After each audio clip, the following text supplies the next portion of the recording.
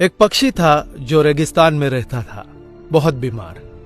कोई पंख नहीं, खाने पीने के लिए कुछ नहीं, रहने के लिए कोई आश्रय नहीं था। एक दिन एक कबूतर उधर से गुजर रहा था। उस बीमार और दुखी पक्षी ने कबूतर को रोका और पूछा, तुम कहाँ जा रहे हो? उसने उत्तर दिया, मैं स्वर्ग जा रहा हूं। बीमार पक्षी ने कहा, कृपया मेरे लिए पता करें, मेरी पीड़ा कब तक समाप्त हो जाएगी? कबूतर ने कहा, निश्चित ही मैं पता करूंगा। कबूतर ने इतना कहकर बीमार पक्षी से विदा ली।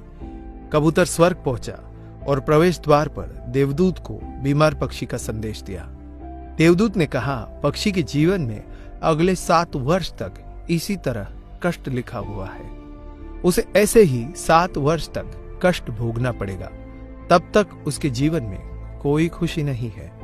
कबूतर ने कहा, जब बीमार पक्षी यह सुनेगा तो वो निराश हो जाएगा। क्या आप इसके लिए कोई उपाय बता सकते हैं? देवदूत ने उत्तर दिया, उससे कहो कि इस वाक्य को हमेशा बोलता रहे, इन सब के लिए भगवान तेरा शुक्र है। वापसी पर जब वह बीमार पक्षी कबूतर से फिर मिला तो कबूतर ने उस स्वर्गदूत का संदेश दिया। 7-8 दिनों के बाद कबूतर जब फिर उधर से गुजर रहा था तब उसने देखा कि पक्षी बहुत खुश था। उसके शरीर पर पंख उगाए थे। उस रेगिस्तानी इलाके में एक छोटा सा पौधा लगा हुआ था। वहां पानी का एक छोटा सा तालाब भी बना हुआ था। चिड़िया खुश होकर चहचहा रही थी। कबूतर चकित था। देवदूत ने कहा था कि अगले 7 वर्षों तक पक्षी के लिए कोई खुशी नहीं होगी। इस सवाल को ध्यान में रखते हुए कबूतर स्वर्ग के द्वार पर देवदूत से मिलने पहुंच गया।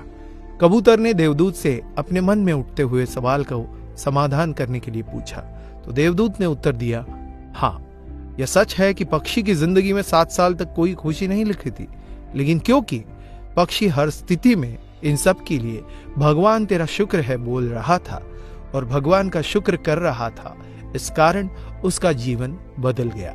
जब पक्षी गर्म रेत पर गिर गया तो उसने कहा, इन सब के लिए भगवान तेरा लाख लाख शुक्र है।